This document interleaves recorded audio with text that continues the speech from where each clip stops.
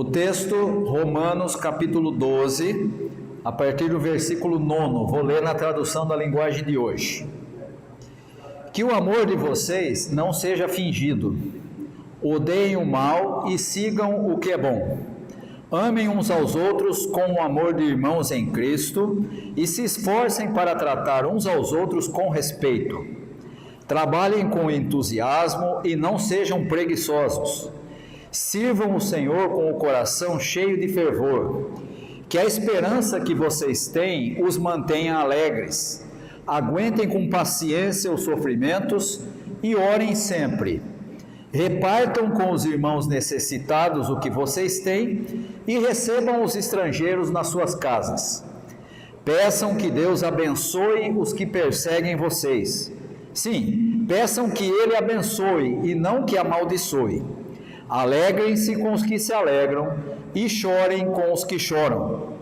Tenham por todos o mesmo cuidado. Não sejam orgulhosos, mas aceitem serviços humildes. Que nenhum de vocês fique pensando que é sábio. Não paguem a ninguém o mal com o mal. Procurem agir de tal maneira que vocês recebam a aprovação dos outros. No que depender de vocês, façam todo o possível para viver em paz com todas as pessoas. Meus queridos irmãos, nunca se vinguem de ninguém, pelo contrário, deixem que seja Deus quem dê o castigo, pois as Escrituras Sagradas dizem: eu me vingarei, eu acertarei contas com eles, diz o Senhor. Mas façam como dizem as Escrituras: se o seu inimigo estiver com fome, dê comida a ele. Se estiver com sede, dê água, porque assim você o fará queimar de remorso e vergonha. Não deixem que o mal vença vocês, mas vençam o mal com o bem. Muito bem, esse texto que nós acabamos de ler, ele vem na sequência, no capítulo 12, ele vem na sequência de dois temas que Paulo vinha tratando antes. Nos primeiros 2, 3 versículos, você vai encontrar Paulo falando a respeito da necessidade daqueles que são seguidores de Jesus de terem a sua mentalidade sempre renovada por Deus. Então é aquela história: rogo-vos, irmãos, que apresenteis vossos corpos como sacrifício vivo e tudo mais, né? Aquela ideia de que aquele que está em Cristo, aquele que foi aceito por Deus, ele precisa sempre viver em novidade de vida. A mente precisa estar sempre sendo renovada, o que significa que seguidor de Jesus, aquele que se identifica como membro de comunidade cristã, de comunidade de fé, não pode ter a mente embolorada. Não, precisa botar lá como é que chama aquela bolinha branca que punha na vitalina, né, para não embolorar, né? Cabeça de quem crê não pode ficar para trás, né? Tem uma expressão que é de um jornalista da Folha de São Paulo, o José Simão, que o pessoal chama, ele mesmo se chama de Macaco Simão. Ele diz assim: siri que dorme a onda leva, né? Ele não pode ficar para trás, né? É isso aí que tem que acontecer com a mente do que crê. Ele não pode ficar para trás. Não, mas eu aprendi assim em 1972. Não é mais, filho. Mudou, a realidade é outra, o mundo mudou, a Escritura é a mesma, mas ela diz coisas novas porque a realidade é outra, tá? Então nós precisamos ter sempre a mente renovada. Aí, na segunda parte, do 3 até o 8, que nós vimos a semana passada, Paulo começa a falar de como deve ser a compreensão daquele que crê como parte da comunidade. E aí ele vai falar que todos nós somos membros uns dos outros e que Deus deu a todos nós dons diferentes, um que ensina, outro que presta socorro, outro que tem autoridade e exerce autoridade, o outro que faz isso, faz aquilo, dizendo: você precisa entender que na comunidade de fé não tem ninguém que não tem dom nenhum, né? Esse é o único dom que não existe, dom de não ter dom. Todo mundo tem habilidades, todo mundo tem dons, todo mundo tem alguma coisa que ele sabe fazer com facilidade e o seu dom, a sua facilidade deve ser usada em prol do crescimento do outro, da comunidade. Tá? Então é a ideia de sermos parte de um mesmo corpo, né? Paulo vai tratar isso de maneira mais detalhada lá em Coríntios 12, 1 Coríntios 12, né? Vai dizer lá que nós somos parte de um só corpo, todas as partes são importantes, não tem nenhuma melhor, nem outra desimportante, e que todos, quando um sofre, todo mundo sofre como um corpo, né? Você machuca o dedinho do pé esquerdo, o corpo todo sofre, vai ter que tomar conta, vai ter que passar remedinho, às vezes, né? Isso aconteceu comigo quando eu era criança, quebrei o dedinho do pé esquerdo, tinha que ficar deitadão na cama lá. Por quê? Por causa de um dedinho desse tamanho, não dá para tirar ele e ficar sem? Não, você tem que sofrer o corpo inteiro por causa de um pedacinho, né? Então, na segunda parte, Paulo fala sobre essa questão de sermos abastecidos por Deus com dons, e os nossos dons são para o crescimento da igreja, do outro. Não é para a gente virar destaque de escola de samba, é para a gente ser aquele que ajuda com aquilo que a gente sabe fazer para o crescimento do outro, tá? No texto de hoje, que nós acabamos de ler, a partir do versículo 9 até o final, Paulo começa a falar de aspectos da relação daquele que crê com os outros. Às vezes dentro da igreja, às vezes fora da igreja.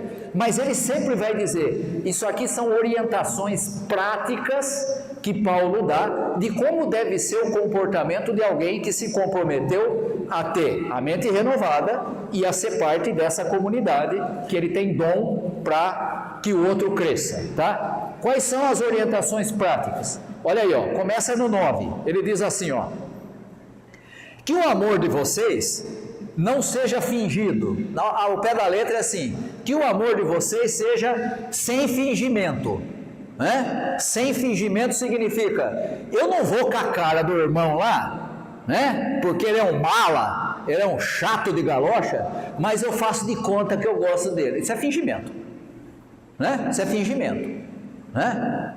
O amor deve ser sem fingimento. Significa, irmão, seguinte, tu é um mala, mas eu suporto você assim mesmo, porque você é parte do mesmo corpo que eu, né? É o dedinho que tem hora que a gente tem que cuidar dele, mas vê se você melhora e deixa de ser mala, tá? Sabe por quê? Porque tem gente que acha isso aí, é muito comum hoje em dia, né? Não pode falar nada, porque a pessoa fica melindrada e ela vai embora da igreja. Que conversa é essa? É membro um do outro, é gente grande, tem 30 anos, 40 anos de igreja, não pode falar, porque o irmão fica aloprado.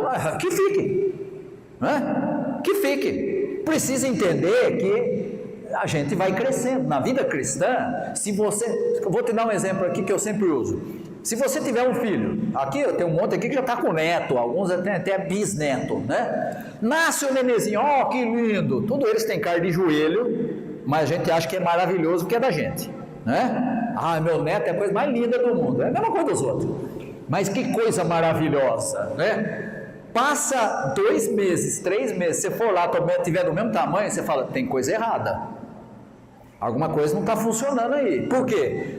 O que tem que acontecer? Tem que crescer. Daqui a pouco tá engatinhando para casa, daqui a pouco tá botando o dedo lá na tomadinha lá, eles têm que tirar ele de lá, tem que botar aquela trequinha de travar a tomada, que ele vai lá botar o dedo na...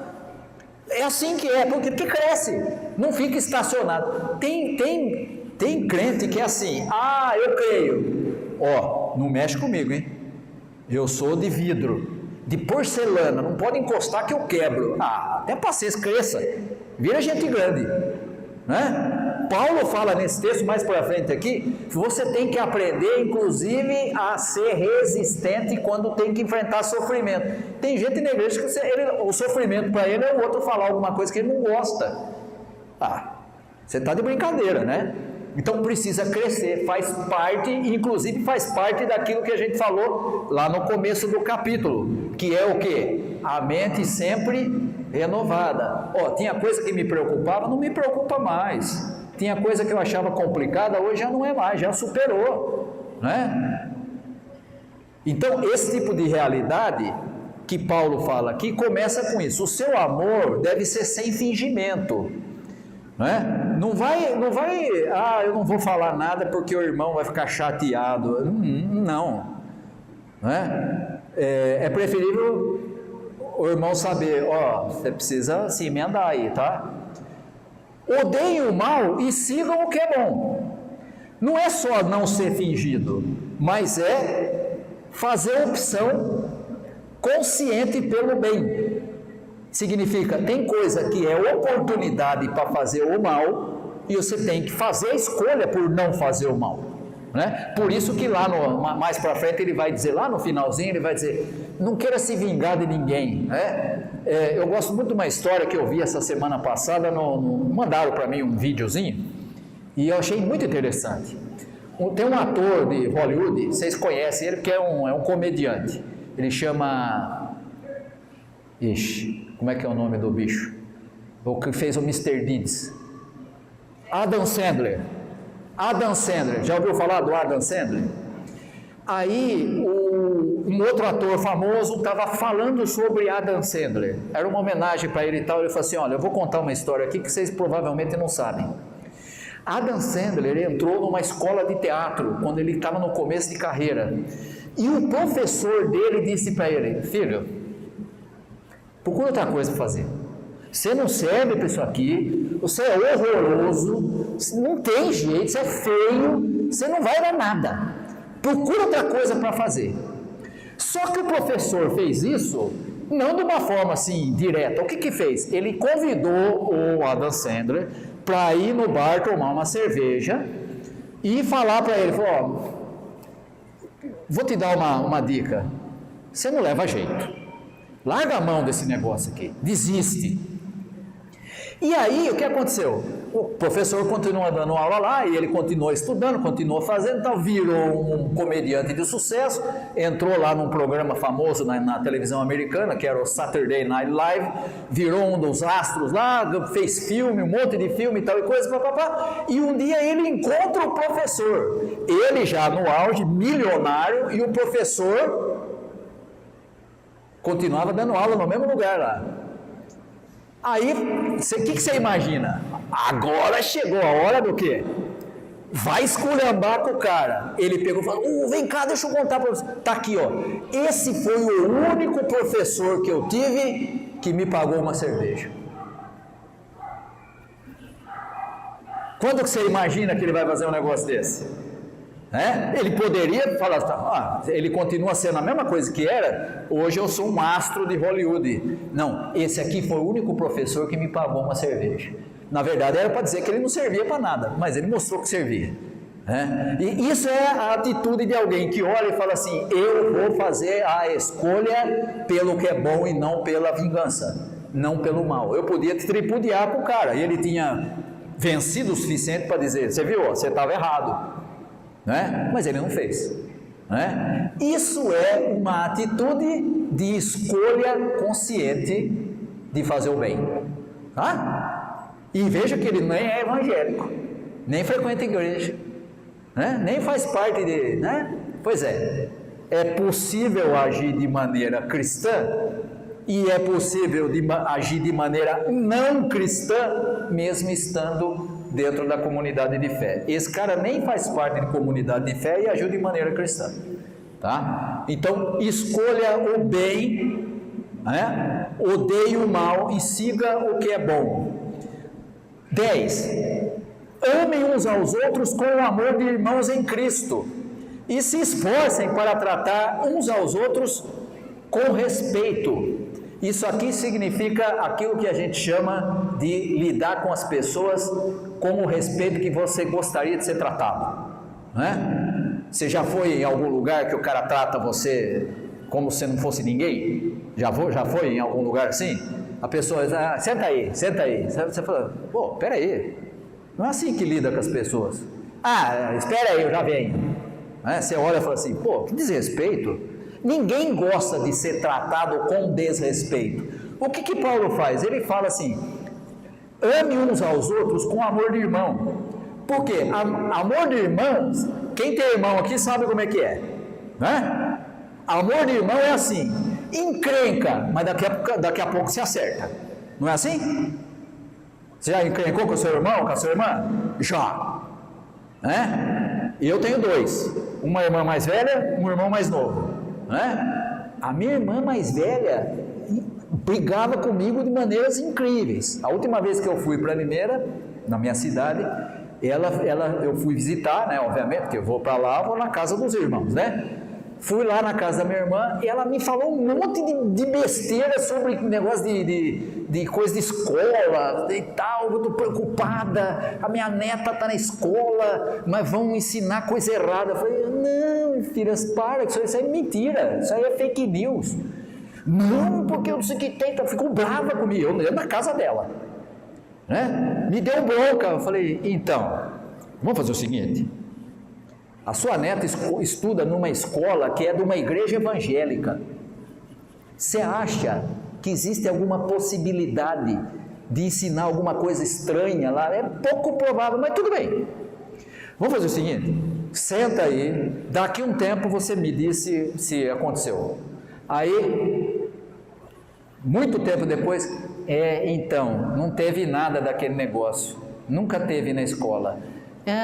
Quer dizer então que aquilo que eu falei para você era verdade, mas quando eu falei você ficou brava.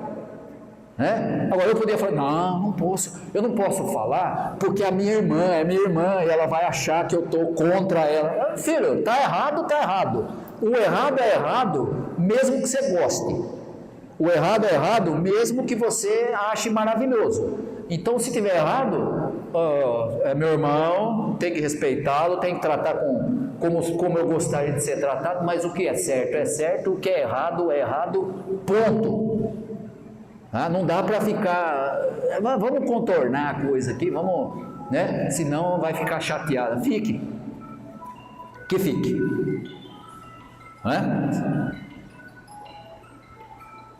11. Trabalhem com entusiasmo e não sejam preguiçosos. Veja, Paulo está escrevendo para a igreja de Roma. A igreja de Roma tinha uma característica um pouco diferente daquelas que você vai encontrar em outras cartas. Por quê? Você pega a igreja de Éfeso, por exemplo, era uma cidade lá, tal, tinha lá a sua prosperidade, tinha lá a sua igreja, tinha as pessoas, tudo mais. Mesma coisa em Corinto, né? Era uma igreja numa cidade portuária, muita gente andando, entrando, saindo, gente de todo tipo, e culturas misturadas dentro da igreja e tudo mais. A igreja de Roma tinha uma característica diferente. Ela está ali do lado de quem manda no império todo, que era o Império Romano, que era o imperador romano. E aí o que Paulo faz?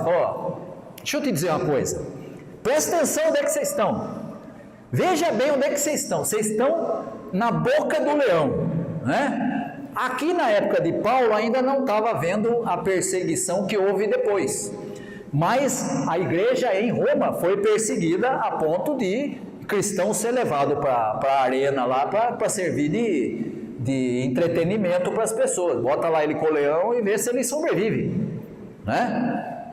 Quer dizer, então aí Paulo vai dizer o quê? Vocês estão na igreja, trabalhem com entusiasmo, né? E não sejam preguiçosos. Não vá virar um sujeito desleixado com as coisas de Deus. Vocês estão num lugar perigoso. Isso nós vamos ver depois, na semana que vem, nós vamos ver aqui o capítulo 13, que também já falaram um monte de bobagem a respeito dele, toda a autoridade foi dada por Deus, sabe aquele texto lá? Então, Paulo está falando para uma igreja que está do lado, na mesma cidade do imperador, e ele vai dizer assim, tá aí, vocês estão aí, toma cuidado. Não vai se expor a troco de nada, não vai arrumar encrenca, você abriu a boca e você vai preso. Você tem que ter um pouquinho de sagacidade, aquela expressão que você conhece muito bem, que a gente aprende no Evangelho, simples como a pomba, mas astuto como a serpente. Não seja bobo, hoje em dia a gente precisa dizer assim, deixe de ser lesado, fulano, deixe de ser tonto, tá certo? Essa semana eu estava conversando umas pessoas em casa lá e até brinquei, né? O irmão fulano está com problema por causa disso, esse crânio está com problema por causa daquilo. Então, preciso fazer de novo um curso na igreja para ensinar a falar não. Como dizer não? Como dizer não vou fazer? Não conte comigo. E eu estou falando de problemas particulares, não da igreja, né? Na igreja tem gente que sabe falar não muito fácil, né? Normalmente com uma outra forma, falar não dando desculpa, né? Agora não posso, preciso cuidar do meu pai, preciso vender a junta de boi, isso aqui tem negócio todo, né? Isso aí a gente já está acostumado na igreja, né? Mas eu brinquei com esse negócio por quê? Porque justamente essa ideia de que é preciso aprender a deixar de ser tonto, para usar a expressão popular hoje. Deixe de ser tonto. Deixe de ser lesado pelo outro, né? Você precisa ser sagaz, precisa ser, para usar a expressão, o americano usa, precisa ser safo, né? É o sujeito que sabe lidar sem se comprometer com o problema, né? Aqui ele está dizendo, trabalhe com entusiasmo, mas não sejam preguiçosos. Seja esperto, preste atenção onde é que você está, preste atenção com a realidade. Por isso que ele vai dizer, ainda no versículo 11, sirvam o Senhor com o coração cheio de fervor. Vocês não estão servindo a igreja, você não está servindo ao império, você está servindo a Deus. Quando o serviço é para Deus, né, tem gente que acha, mas é pesado, né? Tudo que é para Deus é difícil. Eu me lembro quando eu era mais novo, estava no seminário e a gente ouvia assim, eu tenho uma certa dificuldade quando é coisa do reino de Deus, porque ele vai querer me levar lá para a África. Quem falou? Né? Não, porque Deus não chama a gente para trabalhar na igreja que a gente está, chama a gente para ir lá para a África. Eu falo, não, filho, você pode trabalhar onde você está, na família onde você está, no trabalho onde você está, no grupo de amigos que você participa. Ali é que é para você ser sal da terra, luz do mundo. Não é para ser, eu vou ser missionário lá não sei na onde. Não é isso, né? Quando ele quiser chamar alguém para ir para lá, ele chama. Mas não é o que ele está falando. É para você ser o quê? Alguém dedicado ao trabalho do Senhor, dedicado aonde você está, né? Se ele te chamar para outra coisa, vá, né? Eu só tenho dó do pessoal que é chamado para ser líder de igreja, porque né? Presbítero, diácono, pastor, né? Não importa quem seja, nem onde seja e nem em que época seja, né? Mas o outro era melhor, não é assim? Já viu? Porque quando tinha o conselho assim, assado, era muito melhor do que agora. Porque quando era o pastor, era o fulano, ciclano, beltrano, era muito melhor. Né? Eu tenho dó desse povo aí, coitado, né? Tem que lidar com isso aí, mas faz parte, né? 12. Que a esperança que vocês têm os mantém alegres. Aguentem com paciência os sofrimentos e orem sempre. Se tem que aguentar com paciência, não pode ser de porcelana, concorda? Como é que se aguenta com paciência o sofrimento se não aguenta uma briguinha com o irmão na igreja? Como assim? Né? Se tem que aguentar sofrimento, significa aprenda. Isso é uma linguagem do futebol. Precisa aprender a ser cascudo. Sabe como é que é cascudo? Cascudo é aquele jogador que vai e joga lá na Argentina, no campo cheio, com o torcedor do outro time, e ele não se abala. Ele joga do mesmo jeito que ele joga aqui. Esse é o cara cascudo, né? É o cara que hoje tem um nome bonitinho para isso, chama resiliente, né? Antigamente a gente chamava, não, o cara é cascudo, né? Esse aí ninguém tira ele, não, ele vai lá. Os mais antigos aqui vão lembrar, o Chicão, lembra do Chicão, volante da seleção? Vai jogar com a Argentina, dentro da Argentina, num jogo decisivo. Chicão chegou em 5 minutos, ninguém vai chegar no pé dele. Aqui quem manda sou eu. Esse é o cascudo.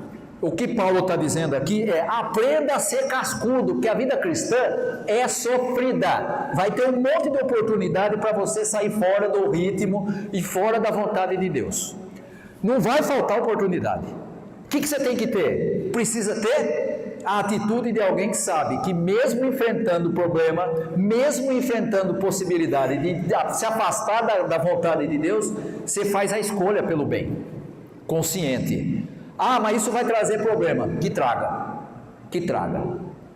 O compromisso primeiro é com os valores do reino de Deus, depois o resto. Tem gente que é assim, eu brinco sempre, é o agente secreto de Deus. Ele crê em Cristo, mas ninguém precisa saber, tá? Ele é o agente secreto. Só ele sabe, uns 2, 3 na igreja e mais ninguém no mundo. Não é assim que se vive, Não tem como você esconder a luz embaixo do banco, Ele vai clarear tudo do mesmo jeito, que a esperança que vocês têm os mantém alegres. E aqui, a expressão que ele usa aqui é muito interessante, porque ele fala do amor, da esperança e da fé. Aquela mesma ideia que você vai encontrar lá em Coríntios 13. Agora, pois, permanece a fé, a esperança e o amor. E aqui ele fala e usa as mesmas 3 para dizer, você deve amar com o irmão, você deve manter a esperança, a esperança deve fazer que vocês sejam alegres e vocês devem aguentar com paciência e os sofrimentos e orar sempre. Repartam, agora o 13, repartam com os irmãos necessitados o que vocês têm e recebam os estrangeiros em sua casa. Parece que eu já vi isso em algum lugar, no texto que nós vimos hoje aqui, Quando que você fez, quando que nós fizemos isso para o Senhor? Quando você fez para o necessitado, atender o que está com fome, o que está com sede, e dar roupa ao que tem, que está sem roupa, e visitar o que está encarcerado. Imagina hoje você falar de visitar encarcerado? Não, encarcerado não, porque encarcerado, se está preso, não é gente boa, não é assim que é a ideia? Há pouco tempo atrás eu ouvia esse discurso bastante nas redes sociais. Bandido bom é bandido morto. Agora esse mesmo pessoal que falava bandido bom é bandido morto está lá pedindo direitos humanos para os caras que foram presos porque queriam dar golpe de Estado. Ele mudou de lado rapidinho, que interessante, De repente o que era coisa para vagabundo agora pois é.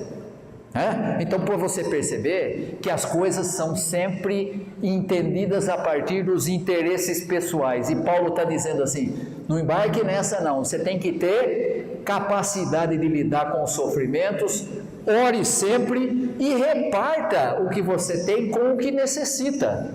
Por quê? Porque a bênção para o necessitado não vem não cai do céu na cabeça dele. A bênção é de quem faz parte do mesmo corpo, que é o quê? O que crê. Então, se tem um irmão lá necessitado, quem que vai repartir com ele? Eu sento aqui e fico criticando que o governo não ajuda. Filho, você vai esperar o governo ajudar? Não, ajuda você. Aliás, vamos falar o português claro aqui, que vocês sabem muito bem que isso é comum. Quem mais ajuda o outro é o que tem menos. Porque o que tem muito não quer dividir nada, não. Isso é histórico, não é aqui no Brasil, isso aqui não é no mundo, Eu tenho porque é ganho meu, é mérito meu, fui eu que acumulei, fui eu que trabalhei, fui eu que lutei, fui eu que conquistei. O outro que se quiser que conquiste também. Pois é, maravilhoso, só que isso não tem nada a ver com o Evangelho. O Evangelho é socorra o irmão na hora que ele está necessitado. Amanhã pode ser o seu necessitado. Porque não tem nenhuma garantia no sistema que a gente vive atual de que você vai estar sempre bem. De vez em quando dá umas quedas aí nos negócios na economia e você, quer que eu te dê um exemplo? Vocês se lembram muito bem que muitos aqui passaram, se não quase todos, Você fez uma eleição num dia, no outro dia o seu dinheiro da poupança desapareceu. Lembra disso? Governo Collor? Mas era meu dinheiro, não interessa, não tem mais acesso. Você não tem mais acesso ao dinheiro. O dinheiro era seu, e agora não tem mais. Mas estava bem, estava tudo programado, não está mais. Se vire. E aí o que acontece? Alguém vai ter que ajudar alguém. O que tinha um pouquinho de dinheiro lá, esse aqui pode ajudar o outro aqui. O outro que estava tudo lá já era. Só a hora que liberar. Não sei se vocês se lembram disso, eu me lembro que eu trabalhava numa empresa na minha cidade, você comprava uma coisa de manhã era um preço, depois do almoço era outra. A mesma coisa. Você tinha que comprar o quanto antes, porque se você deixar para de tarde já não compra mais. Né? Pois é, né? Essa é a realidade que a gente viveu aqui no Brasil. Né? Então, a linha evangélica é: você deve estar disposto a ser bênção para o outro, porque sempre vai ter gente, por mais que você não esteja bem, vai ter gente que está pior que você, e você pode ser a bênção para ele. Não espere muito de quem tem muito, porque esse aí não vai dividir nada nunca, né? Esse não divide nada mesmo, né? Pelo contrário, se ele puder, ele tira do outro, né? Tá certo? Você tem um exemplo hoje no Brasil não, no mundo, né? Cerca de 1% da população detém mais de 95% dos bens do planeta. 1% detém mais de 95% dos bens do planeta. Você não acha que tem alguma coisa errada nessa conta? E o resto? Problema deles. Só que eu acho gozado que quem defende o 1% são os outros 99%. Eu não entendo. Como é que você está defendendo o cara que te prejudica? Tem gente, né? É o famoso cachorro de madame. Sabe o que é cachorro de madame? Ele defende a madame o tempo inteiro, mas na hora de dormir ele dorme do lado de fora da casa. Tá? Ele não faz parte da casa. É a mesma coisa do pobre defendendo o bilionário, né? Não tem que defender, ele faz por onde, tá? Entendeu? Mas ele dorme na casinha do cachorro e ele não tem acesso, né, aos bens que o cara tem, né? Mas isso é outro assunto, tá? Então, repartam o que vocês têm. Por quê? Porque é assim que funciona no reino de Deus. Não é acumular é outro Deus, é mamon. Acúmulo, quanto mais eu tenho, mais eu sou importante, é outro Deus, é o Deus do dinheiro, é o mamon, que Jesus disse que é o grande inimigo do reino de Deus. Por quê? Porque o sujeito só pensa nele mesmo, o outro, problema dele, né? Aí 14, pensam que Deus abençoe os que perseguem você. Pode parar, Paulo está exagerando.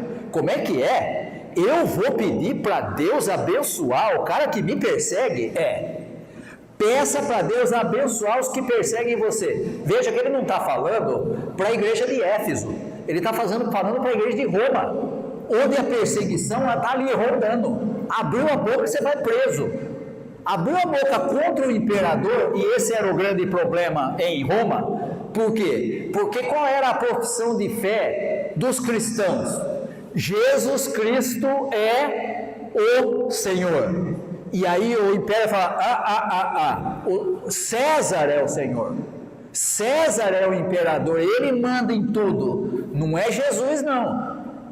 E aí o cristão fazia o quê? Não, eu não abro mão da minha declaração e da minha profissão de fé. Jesus Cristo é o Senhor. Então você vai para a cadeia, porque você está contra o imperador, né? E aí vem Paulo agora e fala o quê? Ore por aqueles que te perseguem. Em vez de você amaldiçoar, abençoe. Mas como assim? Vai abençoar o cara que persegue? Por quê? Porque, veja, olha onde que está a diferença. O problema não é a perseguição, porque aquele que é comprometido com o reino de Deus, ele não vai deixar de ser. Ele não vai abrir mão e falar assim, não. E essa é uma diferença importante, tá? Essa é uma diferença importante entre a fé e a ciência. Hoje em dia tem gente que mistura as coisas, tá? O cientista é aquele sujeito que descobre uma coisa, pesquisa uma coisa e chega numa conclusão. Se depois, mais para frente, alguém mostrar que é diferente daquilo, ele não tem nenhum problema para dizer, perfeito, abandono aquilo que eu pensava e adoto o novo, sem problema. Você tem um exemplo clássico disso na história, né? Quando chamam o Galileu e fala assim, você andou falando aí que a Terra gira em torno do Sol, e não que o Sol gira em torno da Terra, que era a ideia da igreja na era medieval. E ele falou assim, Eu não, retiro o que eu disse. Eu vou morrer por causa de uma ideia? Não, de jeito nenhum. A ciência tem essa característica. Ela comprova o negócio. Se você mudar mais para frente e descobrir que tem outras coisas, ela muda junto, sem a menor dificuldade. Já a fé não é desse jeito. A fé, lembra lá do texto lá de Hebreus? A fé é a certeza de coisas que se esperam, a absoluta convicção de coisas que você não vê. Eu sei quem tenho crido, não é o que a gente canta na igreja? Estou bem certo que é poderoso para guardar o meu tesouro. Ah, mas eu nunca vi Deus. Pois é. É só você morrer que você vai ver. Não se preocupe não. Tenha pressa. Né? Você vai chegar a sua vez de ver. Ah, mas eu não acredito. Se acreditar ou deixar de acreditar, não muda o que é. Né? Então existe uma diferença. E aqui Paulo vem e diz: você tem que entender que o aspecto da fé é diferente de outras formas de compreensão e de compreensão da realidade. A fé é aquela que olha e diz assim: Deus continua fiel, mesmo quando tudo parece que não vai funcionar. Portanto, mesmo quando for perseguido, você não vai deixar de ter a sua convicção e ter a sua afirmação de fé naquilo que você crê. E ainda que você morra, o que vai acontecer? Não vai mudar a realidade. Essa semana eu vi uma fala, um pastor que foi meu professor no seminário. Eu achei muito interessante. Ele fez um videozinho bem pequenininho falando sobre a situação de Estevão. Lembra da situação de Estevão? Estevão é o primeiro mártir cristão que aparece lá no livro de Atos, né? Ele foi levado lá para ser apedrejado. E aí ele fala assim: você percebeu quem que estava lá consentindo na morte de Estevão? Paulo. Nessa altura aí era o Saulo ainda, né? Não tinha se convertido, né? Paulo estava lá, e ele falou assim: sabe o que acontece? Às vezes a gente é desse jeito, nós somos cristãos, mas a gente consente que o outro seja espinafrado, esculhambado, defenestrado, para usar a expressão que a Cíntia gosta, né? Bota ele para fora, né? Não tem nada contra ele, mas eu permito, como Paulo fez com o Estevão. Né? E aí o que acontece? Precisa tomar cuidado que você está servindo a Deus errado. Paulo percebeu isso e falou: mas onde que eu estava com a cabeça que eu fui permitir que uma pessoa que crê em Cristo seja morta porque pensa diferente de mim, né? Que é o que acontecia com Estevão em relação a ele, né?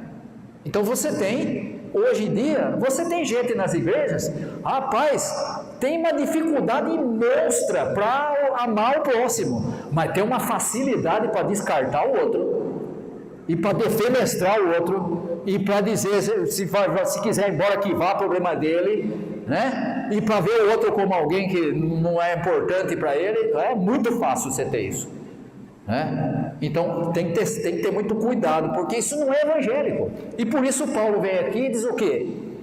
Em vez de você orar para que o seu perseguidor seja destruído, ore para que Deus abençoe. Mas como assim? Não dá. Peça que abençoe, não que amaldiçoe. E aí ele vai explicar por quê. Lá no finalzinho ele vai dizer: para que você fazendo isso, a expressão ao pé da letra, ela diz assim: amontoe brasa sobre a cabeça. A tradução da linguagem de hoje, ela já vai direto no ponto. Ela diz assim: porque assim você fará ele queimar de remorso e de vergonha. Nossa, eu querendo matar o cara e o cara orando para que eu seja abençoado. Olha que coisa absurda, olha que vergonha, né? Pois é, isso é amontoar brasa sobre a cabeça do sujeito, né? Quer dizer, e aí Paulo vai completar dizendo: alegrem-se com os que se alegram e chorem com os que choram. Sabe o que significa isso? Isso tem um nome hoje muito bonitinho, que se chama empatia. Empatia, né? O irmão está sofrendo, eu vou lá, vai que sofrer mesmo. Não, filho, tenha um pouco de empatia. O irmão está sofrendo, sofra com ele. O irmão está alegre, fique alegre com ele, né? Isso é empatia, é se colocar no lugar do outro. é perceber que se o outro está sofrendo, eu que sou parte do mesmo corpo, devo estar sentindo a mesma coisa. Por quê? Porque nós somos parte da mesma estrutura, do mesmo corpo de Cristo, que é a igreja. Né? O irmão está sofrendo, mas não sou eu, problema dele. Não, isso é falta de empatia. Né? Por isso ele diz: alegrem-se com os que se alegram, chorem com os que choram, tenham por todos o mesmo cuidado. Para de fazer seleção. Eu só tenho cuidado com os que eu gosto, eu só tenho cuidado com os que são meus amigos, eu só tenho cuidado com os que pensam igual a mim, eu só tenho cuidado com os que... não faça distinção, porque se Deus for levar isso em conta, né? Imagine se Deus olhasse para a gente e falasse assim: vou abençoar só os que forem fiéis, já era a sua bênção, porque você não é fiel o tempo todo, né? Haja como Deus faz, tenham por todos o mesmo cuidado, não sejam orgulhosos, mas aceitem serviços humildes, que nenhum de vocês fique pensando que é sábio, né? O sábio tem uma expressão que eu acho muito bonita, eu vou fechar com ela aqui, porque depois aqui na sequência é não pagar o mal com o mal, que é coisa que a gente já falou aqui, mas é uma expressão que eu aprendi há tempos atrás com um professor da USP, que vocês conhecem muito bem, é o professor de filosofia da USP, como é que é o nome dele mesmo? Eu sempre esqueço, o Clovis.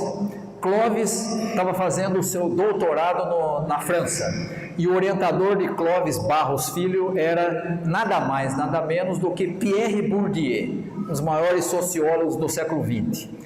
E aí ele foi para a aula e o Bourdieu usou uma expressão na aula, e a expressão chamou a atenção dele. A expressão era a seguinte: os circuitos de consagração social serão tão mais importantes quanto maior a distância do objeto consagrado. E ele ouviu aquilo e falou assim: rapaz, mas não é impossível, eu estudei na faculdade, eu não estou entendendo o que esse cara está falando. Como assim? Não é possível, eu me alimentei quando era criança, eu estudei, eu ralava nos livros, não estou entendendo o que ele... Eu vou perguntar para ele. Foi lá e perguntou para o Bourdieu: professor, não entendi aquela frase sua. Os circuitos de consagração social serão tão mais relevantes quanto maior a distância do objeto consagrado. Aí o Bourdieu vira para ele e fala assim: então, eu imagino que você que está aqui estudando na Sorbonne, na França, você vai provavelmente se tornar um professor, vai ser um professor de uma boa faculdade e tal e coisa. Então é o seguinte, suponhamos que você escreva um livro, e aí a sua mãe lê o livro e fala: nossa, mas como meu filho é gênio, como meu filho é inteligente, que livro espetacular, ele é muito bom. Aí, aquele seu amigo que estudou com você anos atrás e que está dando aula numa outra faculdade, também lê o livro que você escreveu e diz: Clovis foi muito bem, muito claro, sua explicação é didática e tudo mais, papapá. Também elogia o seu livro. Aí, um cara aqui da França, que nem sabe quem você é, nunca te viu na vida, lê o seu livro e faz uma resenha dizendo: livro espetacular, o conteúdo é muito bem tratado, muito bem argumentado e tudo mais. Quem desses três você acha que dá maior reconhecimento para o seu livro? Aí ele falou: lógico que o cara aqui que não me conhece, nunca me viu. Então, quanto maior a distância de quem está em relação a quem produz, maior a validade do que é falado. Qual é a pior avaliação possível que alguém pode fazer em relação a ele mesmo? É ele falar que ele é bom. Por quê? Porque não tem distância nenhuma dele para ele mesmo. O sujeito que chega e fala: não, mas como eu sou bom, como eu sou inteligente, como eu sou sábio, não tem ninguém igual a mim no mundo. Esse não leva em conta, porque a distância dele para ele mesmo é zero. A validade do que ele fala é nenhuma. Agora você quer ver, se ele for bom, quem é que vai falar que ele é bom? O outro que nunca viu ele na vida. Ele vai: não, o cara é bom. Aí tem validade. Aí Paulo vem e fala isso de uma outra forma. Ele diz assim: não seja sábio aos seus próprios olhos. Não queira dar uma de espertão.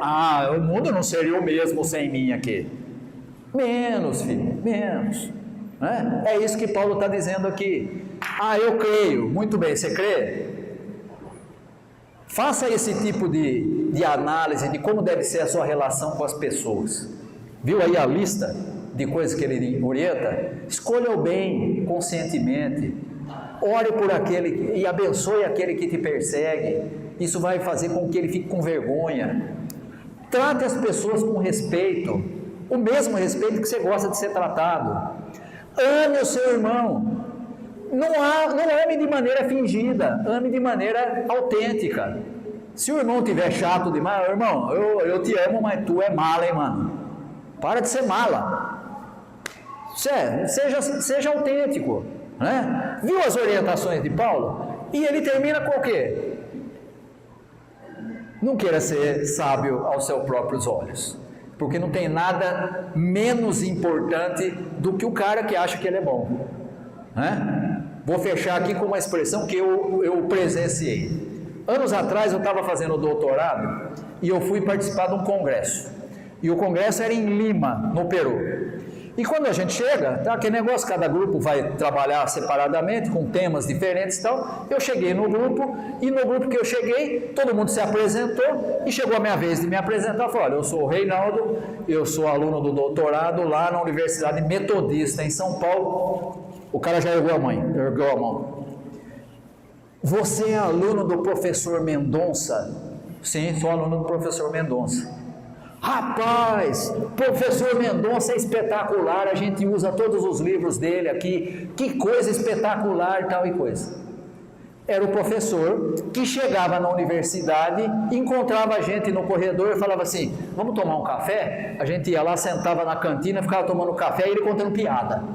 Era o Mendonça, acessível a todo mundo, falava com todo mundo, tratável, simples. O Mendonça, você ia lá fora, quem que é? O professor Mendonça. Aí você vai dizer assim: quem é que dá reconhecimento para ele? O outro, não é ele. Tinha um professor que também dava aula no mesmo curso e tinha feito o doutorado dele na Alemanha. E aí um dia a gente teve uma disciplina com ele e ele deu a nota no trabalho que cada um fez e tinha uma assinatura com umas coisas escritas embaixo. Aí a gente falou: mas o que é isso aqui? Por que o cara, ao invés de ter só a rubrica, tem um negócio escrito embaixo? Aí nós fomos descobrir. Ele escrevia embaixo da assinatura dele: summa cum laude. Sabe o que quer dizer? Summa cum laude é quando o sujeito faz um curso de doutorado, ou seja, do que for, e é aprovado com louvor. E ele escrevia isso depois da assinatura dele, como que ele diz assim: veja como eu sou bom. Olha, eu fui em mais de 30 congressos, nunca ninguém perguntou dele. Mas o Mendonça, aquele que era simples, tomava café com a gente, esse era super bem visto. Por quê? Porque eram os outros que achavam que ele era bom, não era ele. Ele nunca escreveu summa cum laude embaixo do nome dele. Você viu a diferença?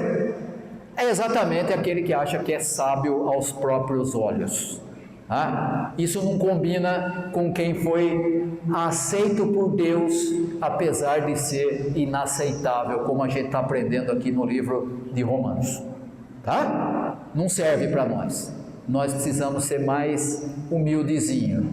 Precisamos aprender que a gente não é tão grande coisa assim. E por melhor que você seja, tem gente melhor que você. Sempre tem. Sempre. Isso que quer dizer aquela famosa frase: não vá ao sapateiro além do seu sapato. Reconheça que você tem limite. Todos nós temos. O cristão também. Não é melhor que ninguém. Tá bom? Semana que vem nós vamos entrar no capítulo 13 e aí nós vamos ver como é que é a relação do que crê com a autoridade política, no caso de Roma, com o império, tá? Isso é cenas do próximo capítulo.